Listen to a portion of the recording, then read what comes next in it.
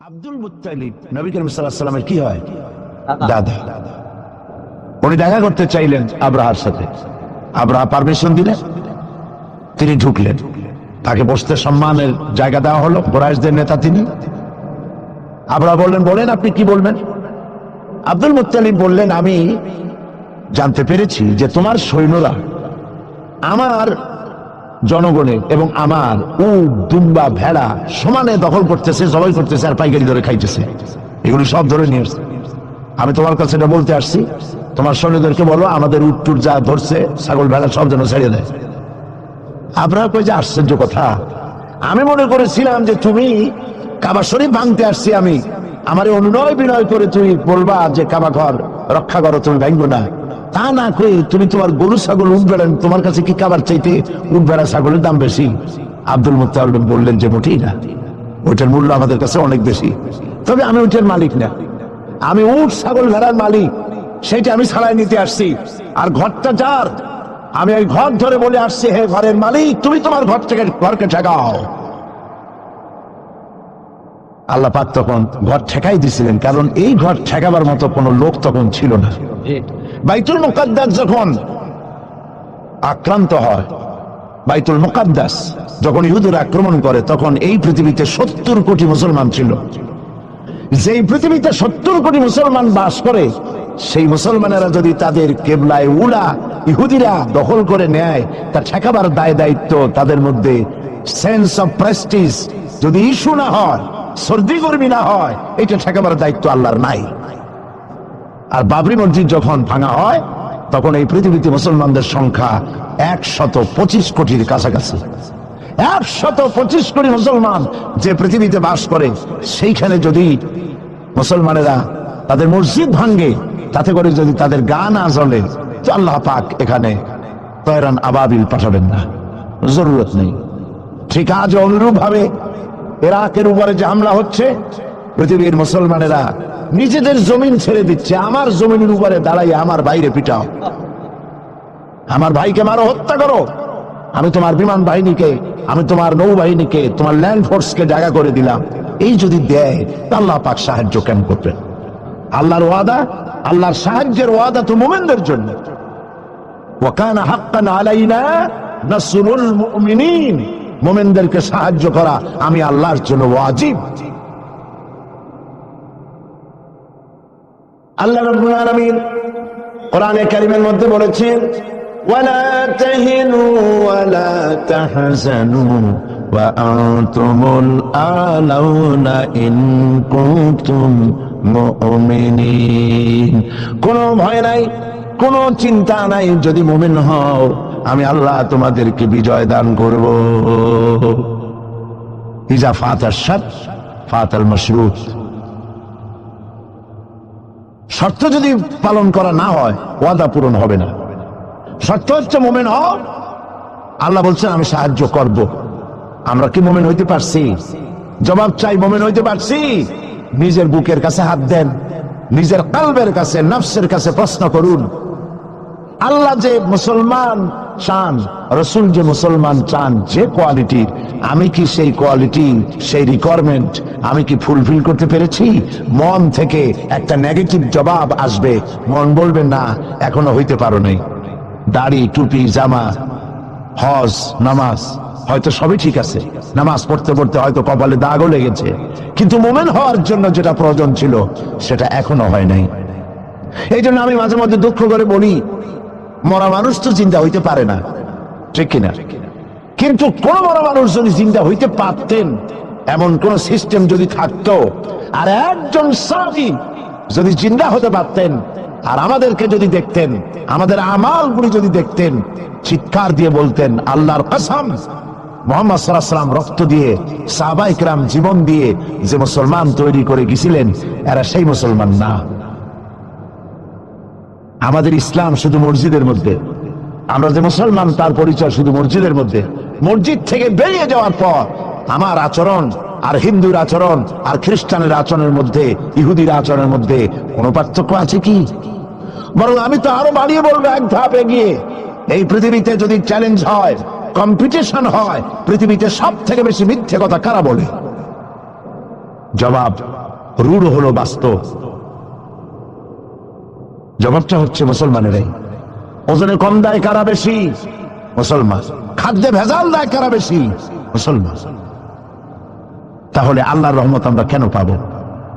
এই জন্য কোরআনে কারীম যে উদ্দেশ্য ছিল আমরা সেই উদ্দেশ্যকে পূরণ করতে পারি নাই। কোরআন শরীফ, সুবহানাল্লাহ, সুবহানাল্লাহ, কোরআন একটি বর্ণ মুহাম্মদ সাল্লাল্লাহু আলাইহি ওয়াসাল্লামের বানানো এর মধ্যে নাই। আল্লাহু আকবার।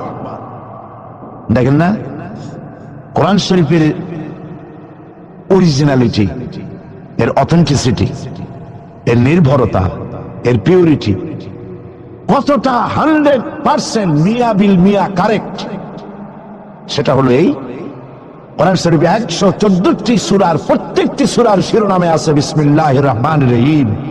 একটা সূরায় নাই। কোন সূরা? কেন নাই? এই জন্য নাই যেহেতু এই সূরা নাজিলের সময় আল্লাহ পাক এটা বলেন নাই। জিবরাইল আলাইহিস সালাম যখন নবী করিম সাল্লাল্লাহু আলাইহি ওয়াসাল্লামের কাছে এটা তেলাওয়াত করে শোনায়েছেন, তিনি বিসমিল্লাহ তখন বলেন নাই। নবী করিম সাল্লাল্লাহু আলাইহি ওয়াসাল্লাম যখন সাহাবায়ে কিরামকে লিখতে বলেছেন, কাতেবে ওহী যারা ছিলেন, তখন তিনি এই সূরার প্রথমে বিসমিল্লাহ বলেন নাই, তাই বিসমিল্লাহ এখানে লেখা হয় নাই। তার মানে হচ্ছে কোরআন শরীফ বিন্যাস করা, এর শব্দ বিন্যাস, সূরা বিন্যাস, এর সবকিছুকে বিন্যস্ত করার দায়িত্ব ছিল আল্লাহ পাকের। সুবহানাল্লাহ।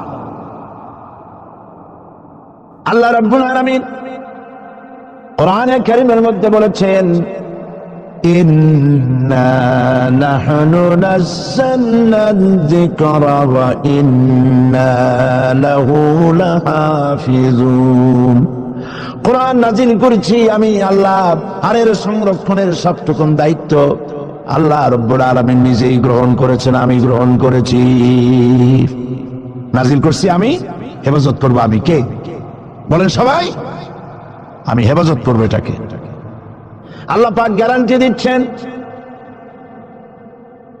ওয়ালাউ তাকাওয়ালা আলাইনা বা'দাল আকাওয়িল। আমার নবী যদি নিজের থেকে বানিয়ে কোনো কথা আমি আল্লাহর নামে কোরআন শরীফের ভিতরে চালাই দিতেন, আমি আমার নবীর ডান হাত চেপে ধরতাম আর তার কণ্ঠ নালীকে আমি আল্লাহ কেটে ফেলে দিতাম। কত বড় কথা! গলা কেটে ফেলে দিতাম একটি কথাও যদি নিজের থেকে বানিয়ে বলতেন। সুবহানাল্লাহ বলেন। কোরআন একটি শব্দ মানুষের নাই। আল্লাহ পাক বলেছেন এর উপর, কোরআনের উপর থেকে, এর নিচের থেকে, এর ডান থেকে, এর বাম থেকে, এর ভিতরে শয়তানের বাতিলের প্রবেশের কোনো অধিকার নাই। যদি থাকতো এতদিনে কত বেড়াছাড়া করতো, সেরা বেড়া করতো, উল্টো পাল্টা করিয়া সর্বনাশ করে ফেলাইতো, ঠিক কিনা? পৃথিবীতে শত শত কোটি খ্রিস্টান পৃথিবীতে আছে। খ্রিস্টানদেরকে চ্যালেঞ্জ করুন তো যে একটা বাইবেলের হাফেজ দাও আমাদেরকে। সারা পৃথিবীতে একটা হাফেজ চাই, বাইবেল মুখস্থ করছে, পাওয়া যাবে? যাবে না। হিন্দুদেরকে চ্যালেঞ্জ করেন, কত কোটি হিন্দু আছে তোমাদের, বেদ তোমাদের ধর্মগ্রন্থ, বেদ মুখস্থ করছে, এরকম হাফেজ দাও, পারবে দিতে? পারবেন? মহান আল্লাহ রাব্বুল আলামিন কোরআনে কারীমকে ইবাদত করেছেন। সূরা কমরের মধ্যে রব্বুল আলামিন বলেছেন, ওয়ালাকাদ ইয়াসসারনাল কুরআনা লিযিকরি ফাহাল মিন মুদ্দাকির। আল্লাহ পাক বলেন, অবশ্যই কোরআনে কারীমকে আমি মানুষের কাছে মুখস্থ করার জন্য আর বোঝার জন্য সহজ করে দিয়েছি। মুখস্থ করাও সহজ আর বোঝাও সহজ। কিন্তু দুর্ভাগ্যজনক সত্য আরেকটি কথা আছে, সেটা হলো এই মুসলমান দাড়িওয়ালা টুপিওয়ালা আল্লাহর মসজিদের ভেতরে বসে এক শ্রেণীর মুসলমানেরা বলে কোরআন বোঝা আমাদের কাম না, আমরা পাবলিক, আমরা কোরআনের বুঝবো কি? কোরআন বুঝবে আলেমেরা। অবশ্য এই রকমের লোক নারায়ণগঞ্জে নাই, বিভিন্ন জেলায় আছে। কোরআন আমরা বুঝবো না, বিশাল ব্যাপার, আল্লাহর কোরআন, এর আমরা বুঝবো কি? এই কথাটা শয়তানের একটি ওয়াসওয়াসা।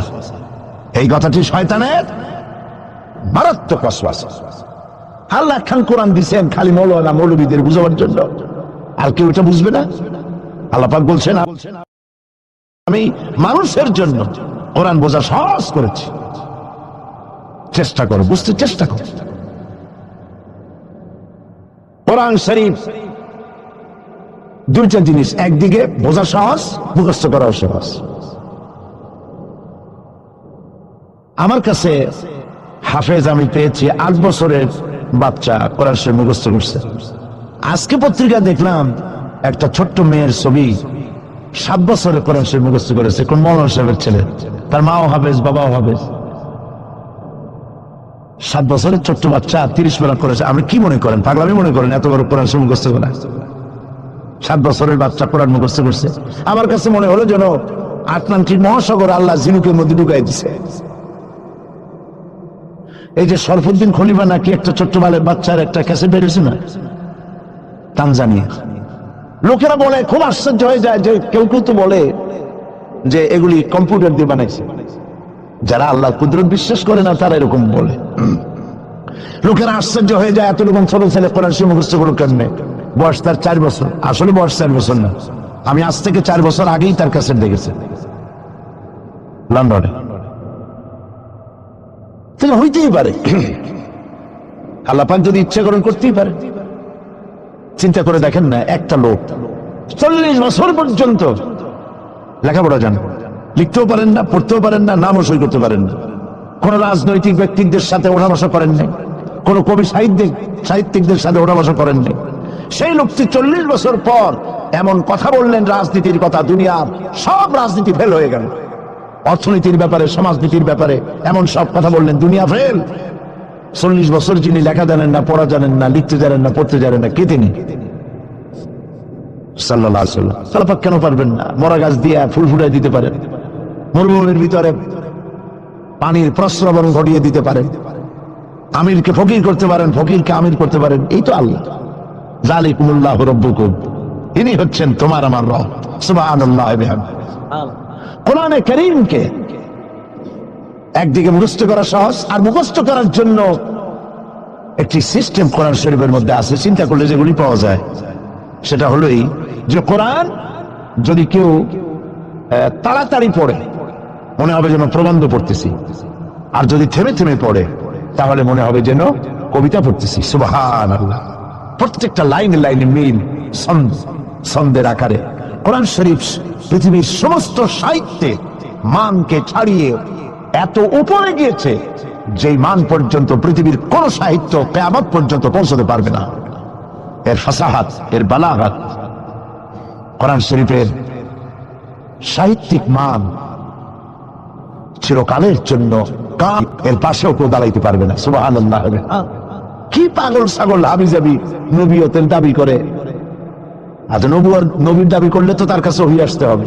এই যে ছাগল পাগল যেগুলা নবীর দাবি করলো, নবী করিম সাল্লাল্লাহু আলাইহি ওয়াসাল্লাম ইন্তেকালের পরে 30 জন মিথ্যাবাদী নবুয়তের দাবি করবে, ঠিক না?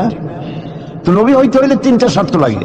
একটা হলো ওহী আসতে হবে, মুজিজা থাকতে হবে, আর চরিত্র